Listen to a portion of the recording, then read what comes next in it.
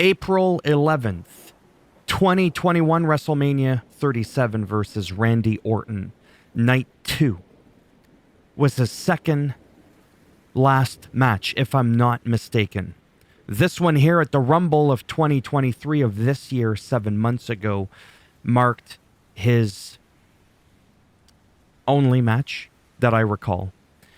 I did a lot of research online. I tried to go through some of my own videos to see if I had ever talked about this whatsoever, and I couldn't find any information. So if I am mistaken, I apologize, and let me know down below in the comment section. I wanted to address that first because to me that is a big deal if I'm going to be talking about stuff and I have all my facts incorrect. Well, then they're not facts. Anyhow, let me talk to you. LA Knight, Bray Wyatt. So a lot of people are talking about LA Knight is just a ripoff of Stone Cold, Steve Austin / The Rock. Kind of like put into a blender, and then you have LA Knight. And then you have Bray Wyatt, one of the best creative minds the history of professional wrestling has ever seen across any promotion at all. But yet his return with Uncle Howdy, which by the way I think is a not so great idea, it sucked. I mean, he came back, everybody was excited. I'm excited. I'm still excited for Bray Wyatt. Bray Wyatt the character, Bray Wyatt as an individual, as a person, absolutely floored with joy along with LA Knight. The difference is when you have bad creative and you have a bad direction, you can technically on paper, with all due respect to LA Knight, have a character, a persona, being Bray Wyatt or The Fiend, be more unique than LA Knight's tenfold. But yet, LA Knight as a whole is 10 times over Bray Wyatt. And that is because it's taking too long to develop that character. The Uncle Howdy bullshit. I just feel like it's just taking too long. And it's driving me insane. And now he's just out of the picture. He's been out of the picture for a while. I don't know if he's ever going to come back. But this is all stuff that's been going on Reddit. A couple of people messaged me on Twitter, seen a couple of videos on YouTube, seen some more Twitter tweet posts about these two individuals. Plus, like I said, if I'm not mistaken, LA Knight was Bray Wyatt's last match and first match since the Randy Orton thing at WrestleMania 37. And I'm thinking to myself, just why? Why did they take so long to develop the character that is Bray Wyatt? Why couldn't we have had something along the lines where he seemed kind of normal, which in itself was very odd and off-putting compared to what we were used to seeing, but he was, struggling with his inner demons and all that. We could have had an angle where he's struggling to want to go back to the Fiend because when he puts the mask on, he gets all cray-cray or whatever. But I would have loved to have seen some stuff with Alexa Bliss because she kind of just disappeared too. I know she has a kid now or she's pregnant or something. Because I forget the whole story behind it. Yeah, she's pregnant. That's what it is. But I don't know if she was way back in the day. No, because this was like 7-8 months ago. So again, I don't even know what happened to her. And then obviously Randy Orton is out with an injury and I get that. But I'm saying back before the injury, back before she was pregnant.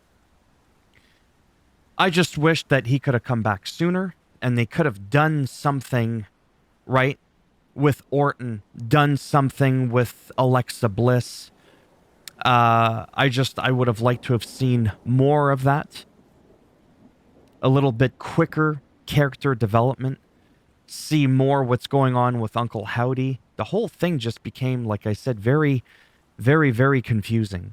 And when it comes to LA Knight, despite the fact that it might seem on paper a little bit generic, the whole, let me tell you something, come this Sunday night, your ass is going to be the one laying in that ring, and all you're going to hear is 1, 2, 3 with me standing tall behind your ass. I'm not saying that's how he talks. I'm just saying that whole spiel that you always hear this Sunday night, it's very, very generic. It's very like, yeah, okay, whatever. And sometimes what you hope from a character, from a superstar, something that you can't teach someone, is how they deliver what would normally be just random spew to resonate with you, to connect with you. I do find LA Knight is amazing on the mic, and he doesn't sound generic at all. But again, compared to a Bray Wyatt, more so along those lines. And do I think LA Knight sounds or reminds me of The Rock or Stone Cold Steve Austin? I didn't give it any thought until people started mentioning it constantly. When I first met online, that is, LA Knight, my first thing wasn't, oh yeah, The Rock and Stone Cold Steve Austin. Because to me, he's different enough from them.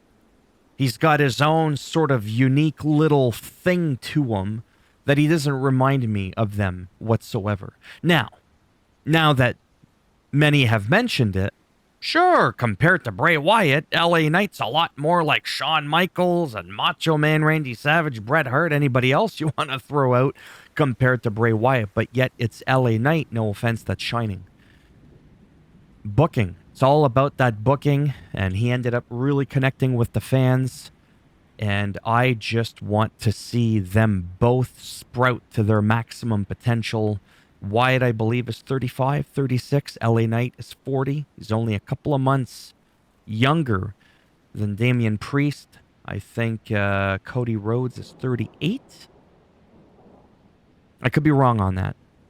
And Roman Reigns is also getting up there too. But anyhow, the point is, I think LA Knight is just doing great what he's doing. He has not been pushed down anybody's throat. It's something that just naturally happened. And with Bray Wyatt, one of my favorite characters of all time. And for a supernatural booga wooga kind of character, okay, I'm going to say it. I prefer The Fiend, Bray Wyatt, you know, the Hawaiian shirt, just kind of like paying homage to him here.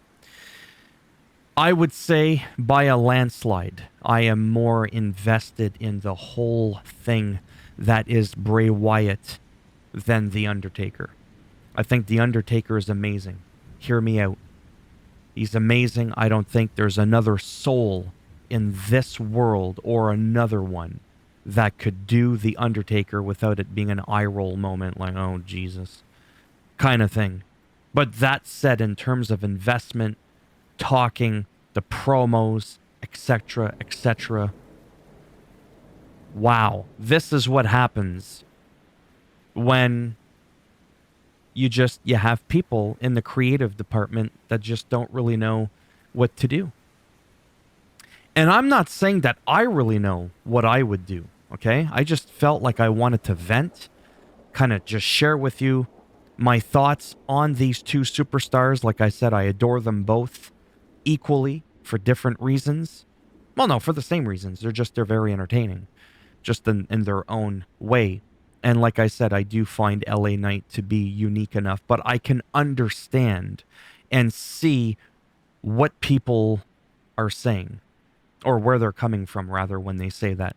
And I think he's heard the buzz too, because on the last show that LA Knight was on, he's been doing a couple of those sort of like a, you know, off the rope, people's elbow kind of thing, you know, sort of like a mockery there. But you have to understand, again, when a lot of people say, oh, this guy doesn't know what he's doing, why would he do that gimmick? Why would he do this? You have to understand that superstars, wrestlers, only have so much say. You think he chose Maximum Male Models, right? You think he chose LA Knight? I mean, there's probably some input that these people are allowed to put in, but ultimately they're told what they need to do, oftentimes, what their promos are going to be kind of like. And Bray Wyatt is one of those few where creatively he's more or less allowed to just go off the cuff and kind of just, free for all his promos. And I don't know enough to know if LA Knight gets to do that. But either which way, like I said, you can still tell when somebody's got the it factor. And to me, they both have it. Now, I understand, like I said, Bray's got an undisclosed illness, kind of like Jamie Foxx. We don't know what's going on. Maybe it's the same thing. I have no idea. I just hope that he gets better. He comes back and we sort of pick up the pace a little bit. Okay? It's just, I don't know. I want to know from you now, because I'm starting to run out of shit to say. What do you think on these two? Period.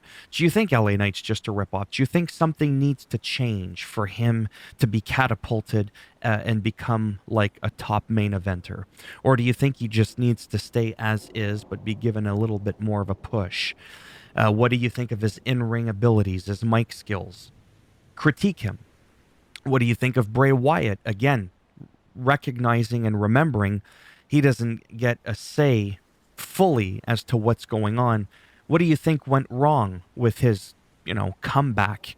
Why has it been so stagnant? Or do you think it was a great buildup that was going to lead to something big? Share with me, because A, I do care. I'm curious. And B, the ulterior motive. The more engagement there is on a video, the more likely it is to get pushed out. Okay? So I'm going to end it here. I didn't really say too much. I just kind of rambled and ranted about something.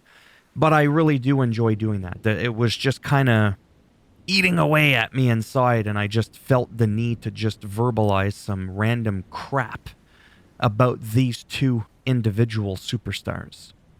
As always, if you like the video, go ahead, give it a thumbs up. It does greatly help support the channel with the algorithm. And if you didn't like the video, go ahead, give it a thumbs down. We'll bend it in half and twist it, and you'll get a Sister Abigail on that thumb, right, because of how we slam. Anyways. And if you want to subscribe to the channel, naturally that would be great. But if not, I get it. Thanks for stopping by anyways. Take care, and maybe I'll see some of you in the next one. Bye for now.